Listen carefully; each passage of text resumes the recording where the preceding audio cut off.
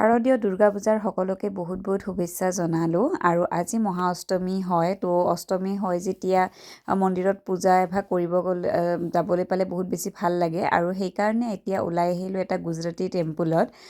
মানে ইয়াৰ পৰা বেংগলী ছ'চাইটিও দুৰ্গা পূজা পালন কৰে কিন্তু আমাৰ ইয়াৰ পৰা অকণমান দূৰত হয় কাৰণে যাব নোৱাৰিলোঁ সেইকাৰণে ভাবিলোঁ ইয়াতে আহি যাওঁ কাৰণ ইয়াতে ধুনীয়াকৈ সিহঁতে নৱৰাত্ৰিৰ এনেকুৱা দাণ্ডিয়া প্ৰগ্ৰেম ৰাখিছে সেইকাৰণে আহি পালোঁ আৰু এই মেখেলা চাদৰেৰে ধুনীয়াকৈ আহি গ'লোঁ কাৰণ মোৰ মামী এইযোৰ দিছিলে গতিকে ভাবিলোঁ আজি ফাৰ্ষ্ট নতুন কাপোৰ পিন্ধিয়েই পূজাখন চোৱা যাওক তাৰপিছত ধুনীয়াকৈ দেৱী মাক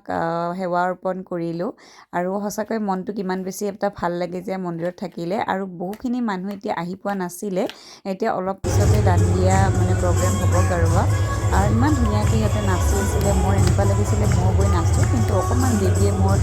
কোচতে সি থাকিব মন কৰিছিলে কাৰণে মোৰ যোৱা নহ'ল নাচিবলৈ কিন্তু বহুত বেছিয়ে মই এনজয় কৰিলোঁ আৰু ধুনীয়াকৈ আমি আৰ্তি সকলোখিনি কৰি আমি এঘণ্টামান আমি সময় তাত কটাই আহিলোঁ